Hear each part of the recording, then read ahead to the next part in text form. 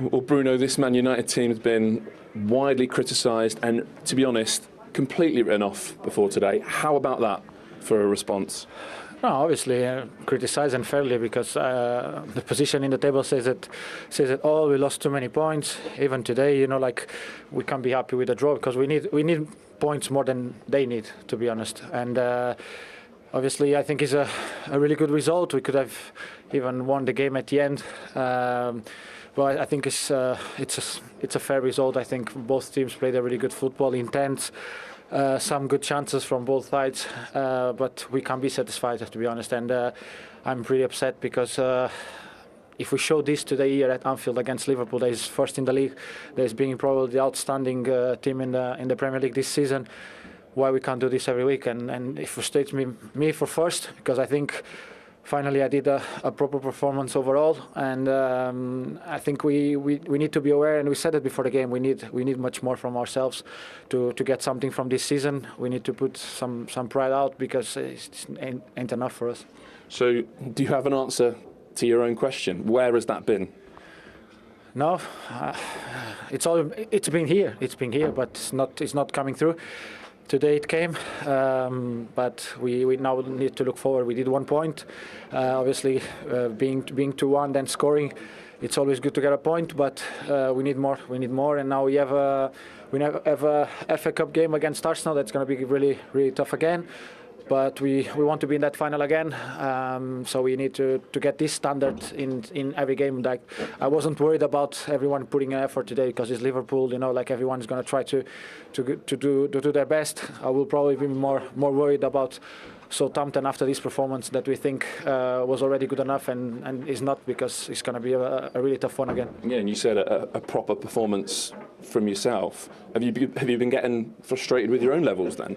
No, I think when you get into games where you feel that you can, I think you always can do more. I come out of the games and it's not like today's also one of them where in the first half, probably in 3-4 moments where I'm driving the ball forward, I need probably to hold up a little bit more the ball instead of trying to go for 1-2, because we know how tough it is to play against Liverpool when they win the ball and they do a big transition, because they have really fast players and really good players on the ball in the midfield to drive the ball through. With Curtis and I think Gravenberg, they probably one of the best in the league. Szoboszlai that didn't play today, and then McAllister with the more the ball, get in there and then time up the spaces for everyone to get up, and then we can play from there. Do you think you really benefited from the training week you've had? The manager talked about you not really having the time since he's been in charge, and you've had a bit of a block this week, and it felt like we could really see that on the pitch. Obviously it helps, but I think it's not about that. Today was about putting a real effort onto the game, playing with some passion, because this game is your art that's going to give you something from this game. Is obviously you have the tactics, you have the way you want to play, you have the positions where you have to be and everything, but at the end of the day you need to put your effort in, and that's why we get something from this game today. But lastly, it can only be the start. This has got to be continued now. Yeah, of course, you can't stop here. That's what I was saying.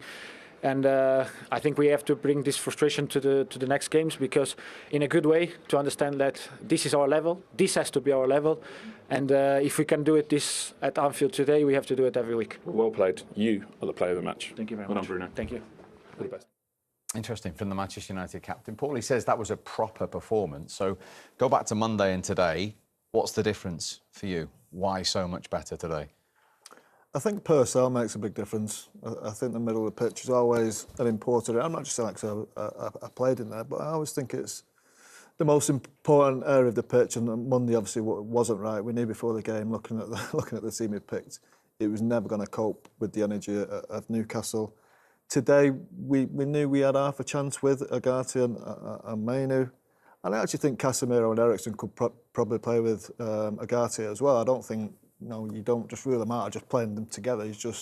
It's a no-no. You mentioned effort there, didn't you? A lot effort in the smaller games that they can't seem to get themselves up for them games for some reason. I don't know why, but I think he's right. That was a proper performance today. Go to Anfield and go toe-to-toe with the best team. As I say, they beat Manchester City, who have been the best team for 4 or 5 years. But that performance was nothing like this. This was better. And I know they didn't win the game like they did at City, but I take more out of that performance than actually winning against the champions. I think now, as he said, that's a blueprint. That's the way they have to go forward. They have to follow up now. That's the standard, as he said. But I think the manager, by now, he should know all his players. I think he's chopped and changed so much. I think now there's a... Is that pretty close to what you think is available his best team today? Yeah, it has to be. Who else can come into that? Luke Shaw, if he's possibly fit.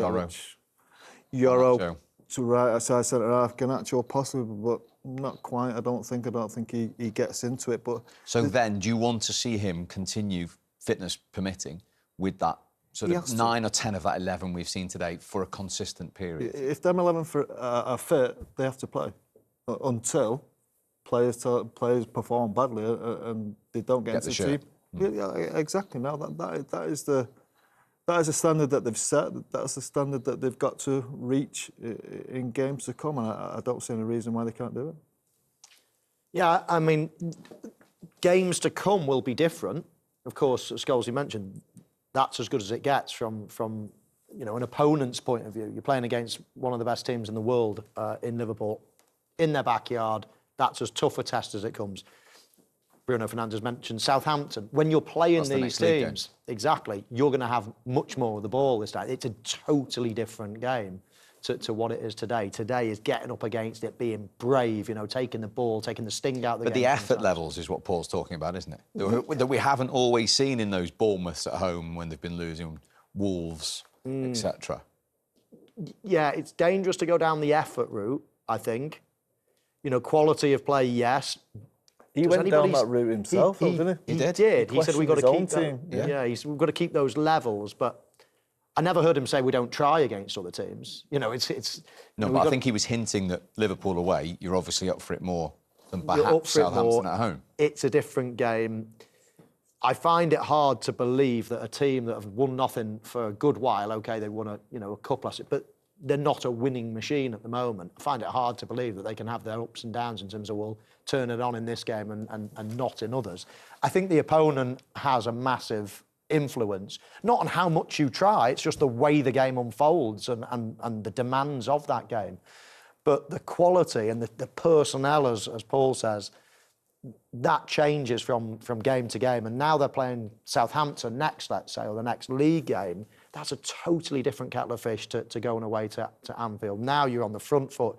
Now you've got to try to open a team up and maybe take risks and maybe leave holes in behind as well. So it's a different kettle of fish. But on today, which we're focusing on, they were very, very good. And that's 2 big results against 2 big teams in the space of a month. And they took the lead. Martinez's second ever goal for Manchester United. I mean, he hammered this home, didn't he, when Liverpool had possession of the ball? Yeah, he was on the front foot straight away. He gets in front of Salah. Salah might be just a little bit disappointed. Watch Trent's defending. He had a poor afternoon, and look at that is non-existent. What he's thinking of, I don't know. And Martinez, from being in that front foot position, he carries on. He moves on with the move and keeps going, and it's a brilliant finish for a left-sided centre half. He hits it so hard. He's not really thinking about much. He's just thinking, I'm putting my foot through this, as probably any centre half normally would do, and it ends up going in perfectly above Alisson. Yeah, I mean, to start with, I thought, what's he doing in this position? But as we saw there, Trent's ball to Mo Salah. I thought Mo Salah could have done a little bit more. What can Trent do in that situation? He can only sort of feed it into his feet, and Mo was slightly caught on heels. Martinez then obviously nipped in and stayed forward. And then, as Scholes said, Trent's closing down. Well, it wasn't closing down, was it? Standing still, it was non-event. It was awful. And then he only reacted when Martinez had broke through, and it was a great finish, but frustrating, I would have thought, for a Liverpool manager with Trent's performance and Trent's effort in that goal.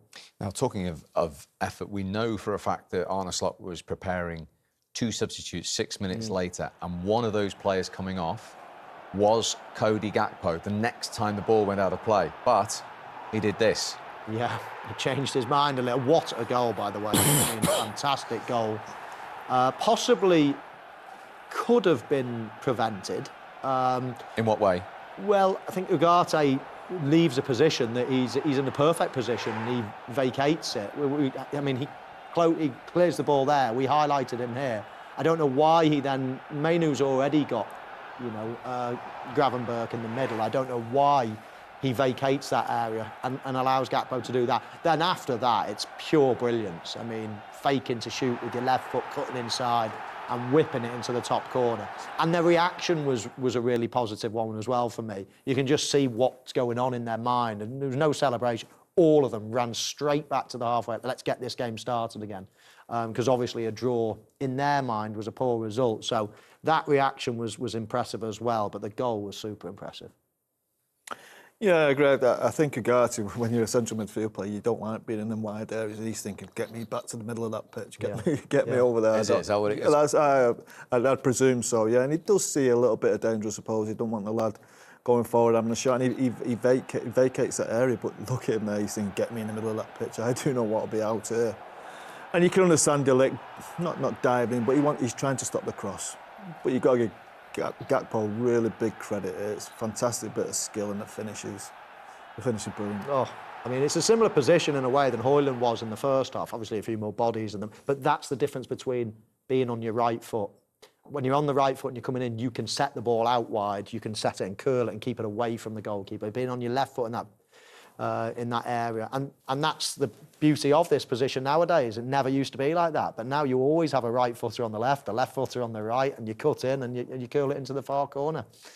In hindsight, Delict will probably be thinking, should have kept him going, even if he crosses it, should have kept him going down on his left side, but he lets him inside, and what a finish. Yeah, 10 in 15 for Cody Gakpo, first time he scored in 3 consecutive Premier League games for Liverpool. That was Delict involved in the first goal. Do you have a little or any sympathy with him for the second? This wasn't given on field, remember, by Michael Oliver? Not really. I think his hand's just a little bit too high. What is it? An unnatural position, as we say these days. I don't know. It's quite close to him, but he shouldn't be lifting his hand up there. He gives him something to think about when he shouldn't. Look, it might have gone in anyway. I don't know. It was on target, wasn't it? It was definitely on target, yeah. And he gives the referee something to do, or VAR something to do, and I think it's probably the right decision. Good use of VAR then for you? Very good use. I mean, there's a couple of decisions today. Obviously, in the earlier game, there's a big decision at Fulham that VAR really helped. And again, I thought that was a penalty. Unfortunate, you could say he was close to him, but you can't have your hand up so close. And as I say, the header was going on target. If you're ever going to give a handball for something, then I think that's one that you've got to, because it's prevented the ball going on the target. And talking of hands, Arne got very close to this penalty, didn't he? He probably should save it. He's gone the right way. He's done everything right. Just that weak little hand, I suppose. That left hand going down to it, the ball just crashes through. I think he'd be disappointed. He will be frustrated by that, because you get hands on a penalty, you expect to save it. Yeah, I thought he should have saved. Well, once you guess right, the ball wasn't that close to the corner. It was hit with pace, and the ball was like a bar of soap today with the snow, with the rain. It was a slippy pitch that today. But getting that close, you'll not really have a better opportunity to save a penalty than that. And that goal for Mo Salah takes him level with Thierry Henry, no less, in the all-time Premier League list. 1-7-5-2 off Frank Lampard now, and 9 off Sergio Aguero in 5th. So Liverpool 2-1 in front at Anfield. Not often they give away anything, but United had other ideas. They were really positive in the response. They were, yeah. They were brave all game. I thought Manchester United in possession of the ball. They weren't just defending, long ball up and let's chase it. They were... they were confident in possession, and I think someone like Bruno Fernandes, who's on the ball here, it makes a difference when you've got someone that's just keen just to put their foot on the ball, just once or twice. All of a sudden, it gives the whole team a bit of confidence. Højlund makes a good run. You see here, Konate and Trent Alexander-Arnold are in the switch positions. Garnacho doesn't do too much. I mean, it's a nice little ball. It's a little bit scuffy, takes a slight deflection. You can just see it flicks off Konate slightly there, but Højlund's run actually pins Trent Alexander-Arnold and Virgil van Dijk. It pins them back, it makes them shift back, and then the cutback Scholesy for Ahmad is is a good one. Yeah, it's amazing how many times a cutback you actually get chances to score the goals. As you rightly said there, I think Owen makes that space for it. He takes Van Dijk out of the way. And Canate looked a little bit leggy today to me. Rusty, wasn't he? Looked rusty, yeah. He hadn't played for a few games, and he looks the type of player who needs games and games and games to keep his sharpness. And a few chances came from that inside left channel where he was playing. But as you said, United rightly came back into the game. You thought at that point you'd be looking at 3-4-1 in previous games where they might collapse and concede chances, but they didn't. They kept doing the right things, kept taking the ball, as Michael said there. Bruno with a nice little slide down the left-hand side, and they had the fresh legs of Garnacho, which was good, and created that brilliant finish for Ahmad. And as you can see, Ahmad in good company for scoring away at Manchester City and Anfield in the same season. Right, we've heard from the Manchester United captain. Here's the Liverpool one, Virgil van Dijk. Virgil, that was quite a second half to watch. How do you reflect on a point? Disappointed. Yeah, that's a feeling that I've got at the moment. Obviously, could be a lot worse with the last chance if that goes in, of course. I think the way we conceded those 2 goals is unacceptable. It's too easy, lazy, and shouldn't happen. But obviously, the way we fight back after we go 1-0 down is a good thing. I think it was quite open in the end, could have gone both ways. But yeah, that's the situation. When you say about the goals you conceded, what was it specifically that you were annoyed at? That they came behind our line quite easily, an easy cross and tap in. And these are basic things that we have to improve, and it shouldn't happen. What about the response? You mentioned it a moment ago, to be 1 down, to come back, to lead. I mean, that's the type of character that you need to show, but then to go and concede the equaliser, is that the particularly disappointing aspect from you, that you got your noses in front and then were pegged back again? Disappointed to drop points here against Man United. I think it was always going to be a tough game against them. They have good players, a new good manager who has different ideas, and I don't think they get the respect that they deserve at the moment. I heard questions before the game about if we resting players, rotating players. They are a very good side, and they made it difficult for us today. Like I said, it could have gone their way as well. But I look at my own team and how we should have done much better, and that's why I'm disappointed today, because we wanted to win. We could have won. Like I said as well, if we want to win, we have to also be more dominant in the way we press, and when we have the ball, make better decisions too. We can hear the disappointment in his voice. 7 years ago to the day since he made his Liverpool debut, by the way, Virgil van Dijk. Is that just a sign of the standards they've set under Arne Slot?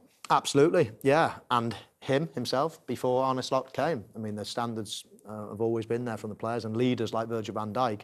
Of course, there'll be a little bit of disappointment, but it's not the worst result in the world. You've not been beaten. You've got another point, further clear of your nearest rival. Still got a game in hand. Still lots to be positive about for Liverpool. But of course, they're perfectionists. They're, at the top of the table and flying high in all competitions, and rightly so. Their performances have been incredible this season. So, having those high standards is you expect nothing else from Virgil van Dijk, but it's not the end of the world for Liverpool today, absolutely not. He mentioned the open end to the game and how both sides had chances. Let's deal with Liverpool's first.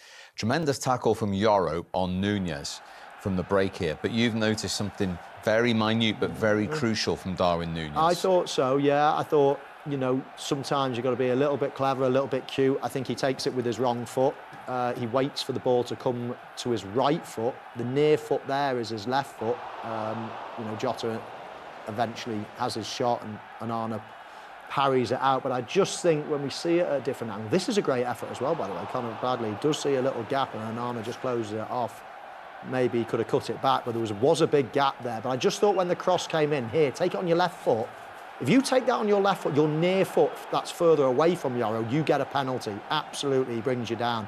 But he lets it come across his body, which then gives Yoro a chance to actually make the tackle.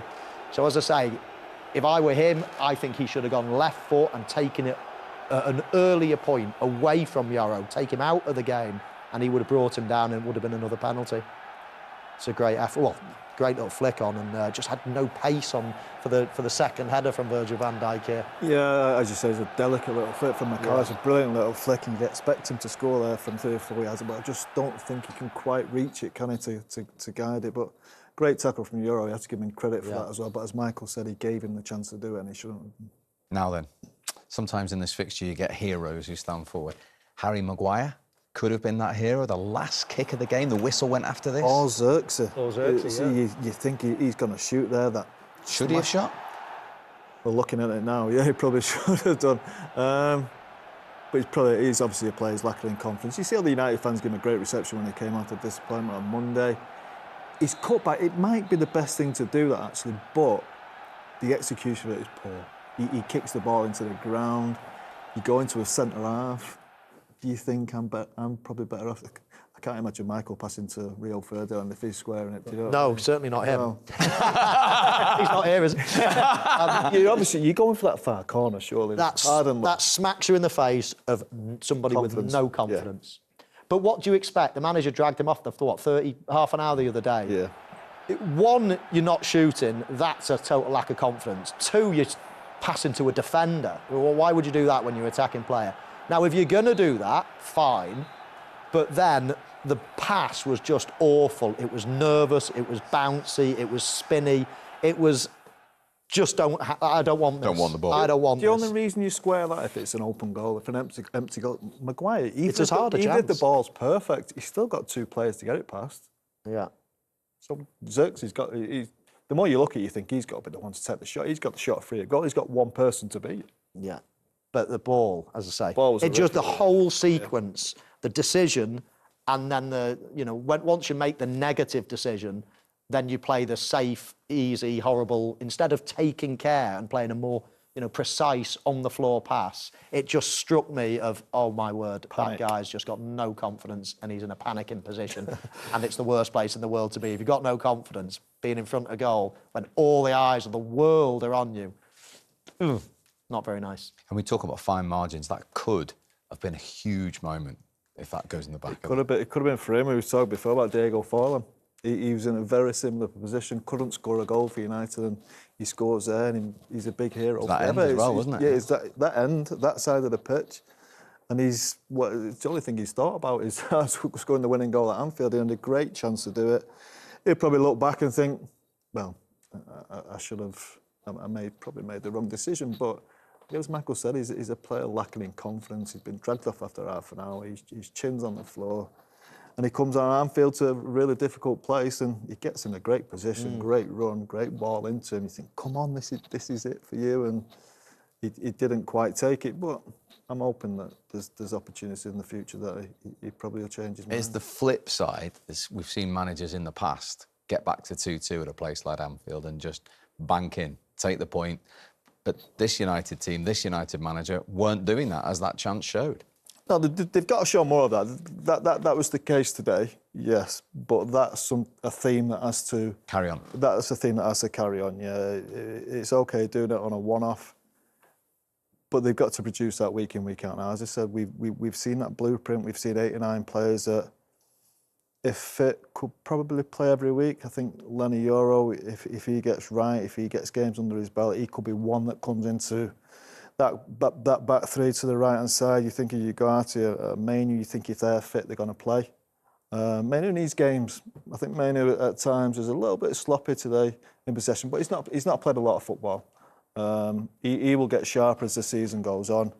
And there will be a better team. With Mainu and Ugarte in the team, no doubt there'll be a better team. I think Fernandes and Diallo in them positions were a threat. I think Fernandes, quality-wise, he just brings a bit of composure to the game, which was good. Obviously, Diallo with his threat from that position. I think he's better suited there to wing back. I think they played quite defensive wing backs today, which you can understand at Anfield away. Of course you can. Will he change that in some way in games to come? Will he play one defensive one and then possibly bring a Garnacho into left hand side as more of an attacking wing back? He's got options there, but I think as long as he sticks with this, the majority of this team, your 7, 8, 9 players of this team, just adds bits around it and get a bit of momentum now. I think they're capable of doing all right. They're still not going to be brilliant, but they're going to do all right. Where are you sitting now with the midfield? I mean, we've mentioned Casemiro, Eriksen, of course, Mainu. But Ugarte now, the way you're talking, it's almost like for the legs alone in that position, is he now a must? Is he now the sort of... Yeah, Ugarte, is he now the one that you, if you were the manager, you go, right, it's him and then somebody else? It has to be. And I think all three of them are capable of playing with him. Yeah. I think Mainu would be the best one, once he's right, once he's playing, once his fitness is better. And is that sort of partnership and understanding over a period of time going to be beneficial, hopefully, to the team? It has to be, yeah. I think partnerships all over the pitch are important. And you look at Manchester United now, you don't really see any partnerships. You don't see any links between players. You don't see a link between a midfielder and a forward that you used to see. And they've just gone out of the game. But them two, any two in there, not any two, Ugarte and another one, are more than capable of playing for that team. And not just Ugarte for his legs, I even think his quality on the ball it surprised me a little bit, because I did see a little bit of him at PSG. And he's probably done better than I think he would do. And well, I suppose the manager's finding out about all these players, but he's one he's had for a full season before. Yeah, he's had before at Lisbon and did well for him at Lisbon. That's a really young player as well. So he knows him, and I think this lad, he's really grown in confidence. I thought he took up some great positions, he helped defend defensively, he helped with the attack, and I thought even he had the composure to take the ball as well. And it looks to me like it has to be him with another.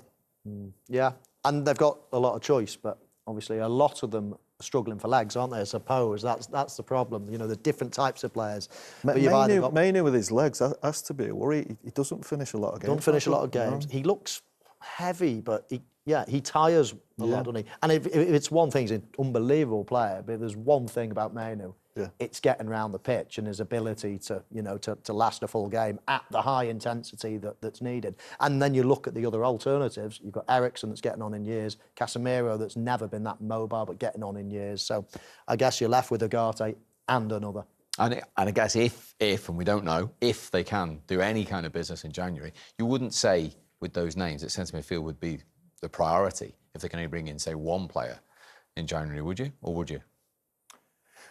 I still think they need better than what they've got if they're going to go to another level. I think maybe... But in the short term, say you can bring in one player. Centre forward has to be. Yeah, it has to be. Where do you find those in January? Well, then? where do you find anybody? Where do you find anybody in January? It's so difficult, but a centre forward has to be a priority. Yeah, I mean, it's one, isn't there? Really, you know. Well, there's the Osimhen rumours, I suppose. Yeah. Yeah, no, I mean, there's one in the squad now that's a recognised centre forward. If you don't play Højlund, then you're either playing someone like Xerxes that, by the managers and by Xerxes himself, they don't, you know, they both think he's a 10, let's say. Who else isn't? Rashford can play that position. He's never wanted to play that position, really. Ahmed, you know, is a 10 as well. He's the only one in the squad. I was just going to say, the mismanagement of the squad to allow Man United to have one centre forward, and one centre forward who wasn't proven, by the way. He's never had a brilliant goal-scoring record. He did OK at Atalanta, but it wasn't amazing. And for Manchester United, when you're talking about an attacking team, the history of Manchester United scoring goals, and they're left with one centre forward, I think Michael's right. It has to be a priority. But where do you get them from in January? I don't know. And that is always the big question, isn't it? Yeah, listen, there's been some good players signed in January in the past. I mean, Manchester United signed Vidic. Did they sign Fernandes? Patrice Evra. But there's been some good ones in January, but it's not easy. Let's go back to Anfield, speak to one of the Manchester United players. Diogo Dalot is waiting to talk to us in the rain. Thank you for joining us. 2-1 down at Anfield. Would you take that, or are you running that Harry Maguire chance through your mind that could have been a better day? Yeah, obviously, I think it would be a totally different feeling if that chance would go in. But apart from the result, I think what we wanted really to see was the fighting spirit that we showed, the character, playing football. I think it was a proper football game. Everybody enjoyed to watch. And us inside the pitch, we enjoyed as well. And I think that was the first little step that we wanted to bring back to our team. And today we showed more that we can be a team, and that's I think the standard for the rest of games. Yeah, that is the positive. What's the difference then, Diogo? Perhaps even from the last game, how you can go from one level to that today? I mean, we have to be realistic. This is probably the lowest that this club has been, and it's tough. It's tough to to hear things. I mean, you have two players inside that studio that know what it is to win for this club. They know the maximum standard of this club, and for us to arrive there, we have to fight and we have to work really hard. And I've been here for a while. I want to have that feeling as well, and I know that the first step to arrive there is at least show what we showed today, but we need to show every game. This is not a one game yes or one game no. We just have to be consistent on that. Diogo, Paul Scholes, well done. I think that was probably Manchester United's best performance of the season. Now, you've had 4 or 5, maybe even 6 days to work on stuff since the Newcastle game. Do you think that's been a big help? It was definitely. I mean, I don't want to try to find excuses, but the reality is that we didn't have a lot of time to train. And you know, in football, when you have changing of manager, changing of formation, you just need time to train. And in the busiest schedule of the year, you have to find that little gap to improve as quick as you can, because at this club you don't have time to do it during the game. So we were almost like training in games, and it's so hard when things are not going so well. And today definitely we showed that we had a couple more days to train, to settle ideas, to work on a little bit more on what the manager wants us to do. But I mean, I think the biggest difference was the desire that we showed to come here and at least leave the pitch with a little bit proud of ourselves. And I think today we can say that we are. Yeah, well played, Diogo. It's Michael Owen here. I was just wondering, in terms of your specific position, it's probably the hardest, or one of the hardest, when you change the systems. How are you finding that personally, compared to, let's say, the first game of the season under the new manager?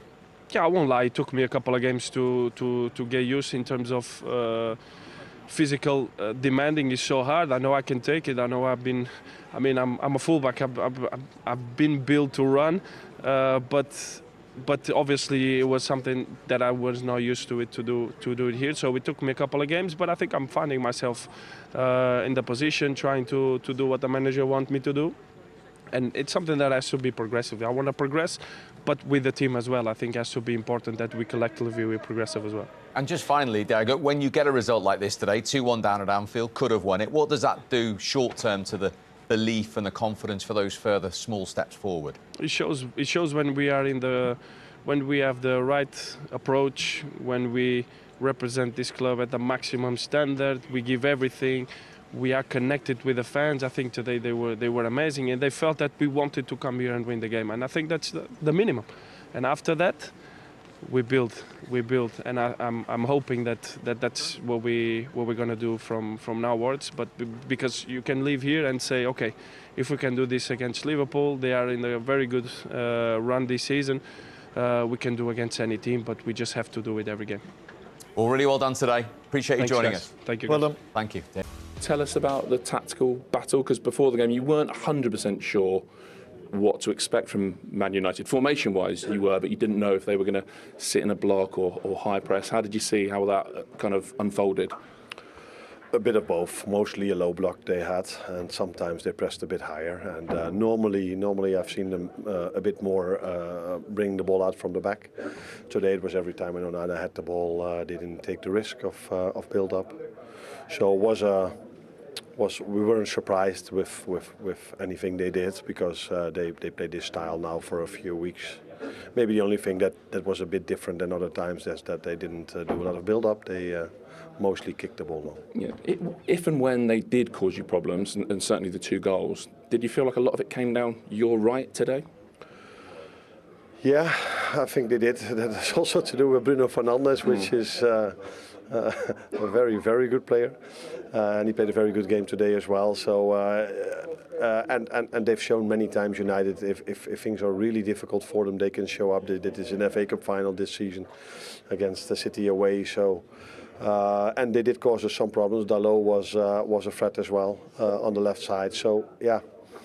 We are talking about 2 starters of the Portugal national team, and that's why it's not always easy to prevent them from getting in dangerous situations, which happened a few times today, and unfortunately that led to 2 goals. Yeah. It did look like an unusually difficult afternoon for Trent, though. Do you think? I mean, there's been noise, a lot of it coming from us around him all season. Do you think that distraction finally got the better of him today?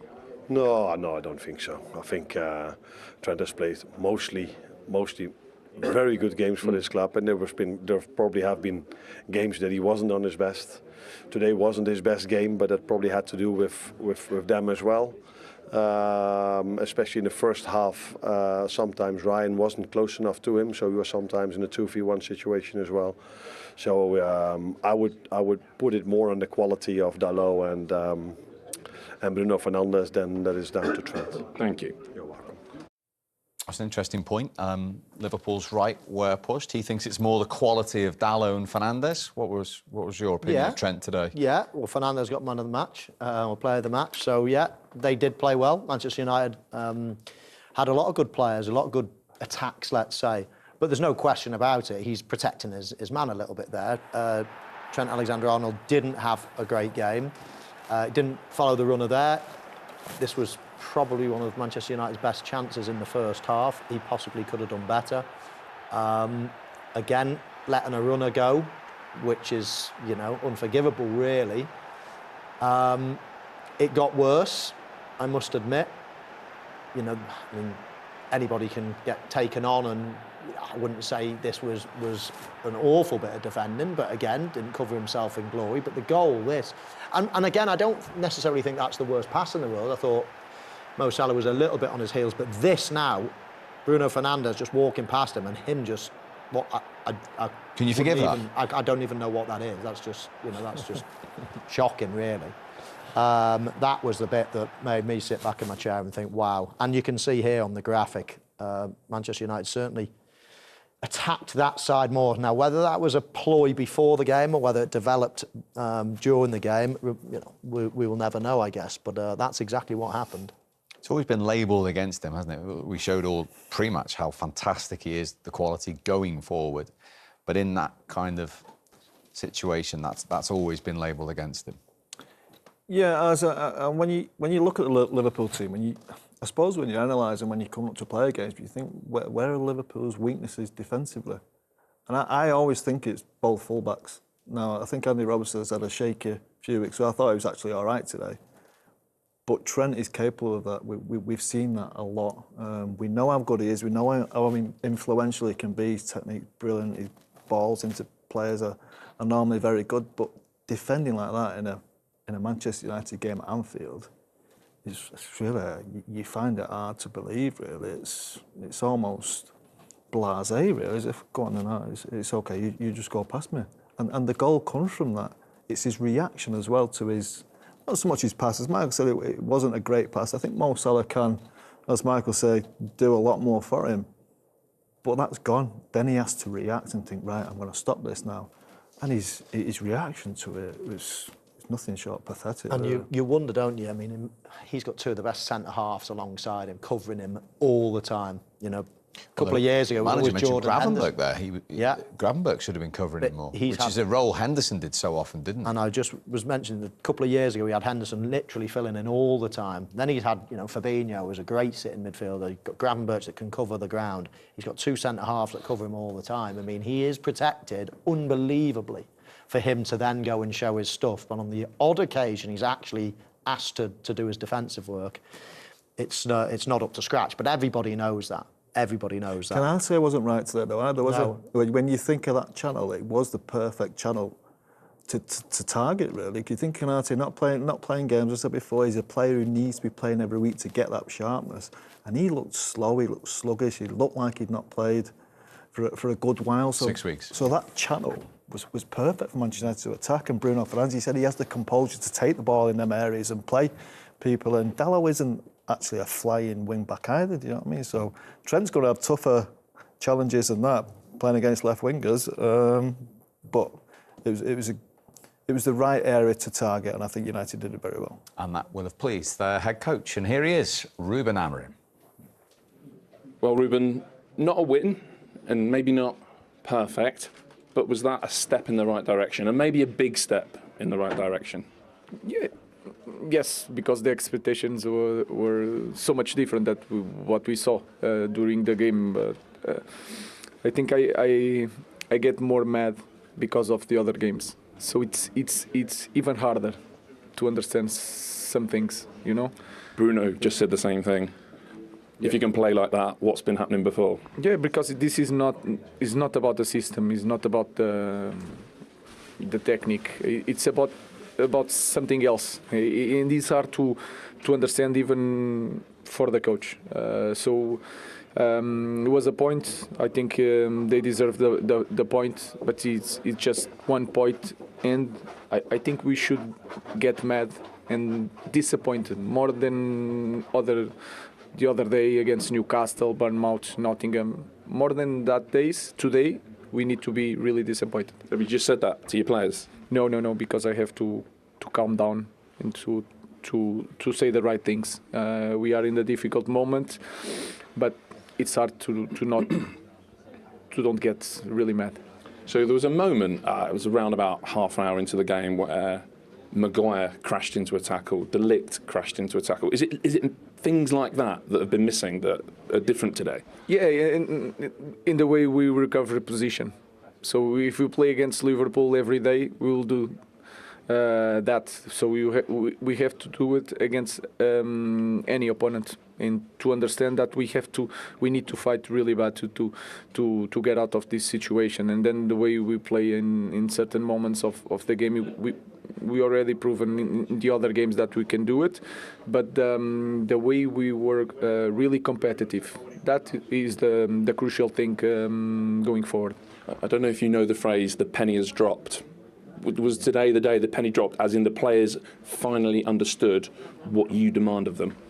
It's not just the players, all the club, all the staff, everybody. I think it's really clear for me. In 2 months, not even 2 months, it was so clear.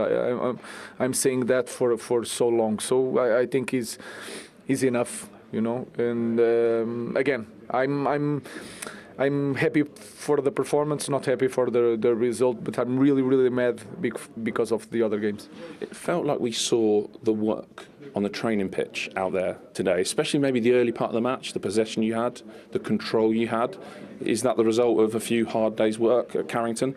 I don't want to say that it was the training that I had training and we performed well. I will say it again. Is the way we face the game.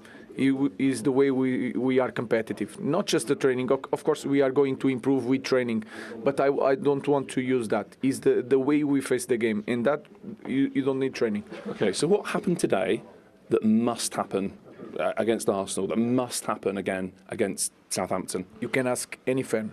You can ask any person inside this speech. They will say the same thing. The way we will fight, the way we will face the opponent, the way we will believe, the way we go for the second ball, second phases. Sometimes goal kick, we kick the ball for the other side of the half of the opponent to fight for the ball.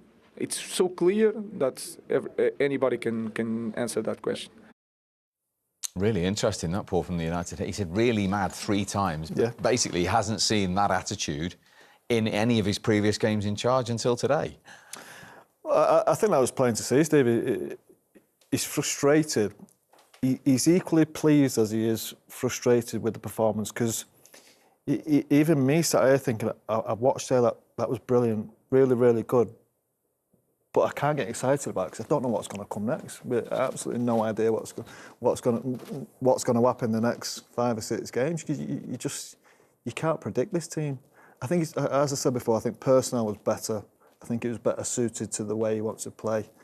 And he's right. He can't coach effort. He's had 5 or 6 days with him. Yeah, brilliant. You can put him in positions. You can tell how are you going to score a goal, how are you going to keep possession, how are you going to build up from the back. But he can't give him the desire inside the stomach, the fire in the belly to go out there and actually perform like they did today. And that is always part of being a Manchester United player, because teams will always be desperate to beat. Manchester United 14th in Premier League, teams are still absolutely desperate to come and beat them. So if you don't match them for effort, or even give more effort than them, you're going to struggle. And today they did that.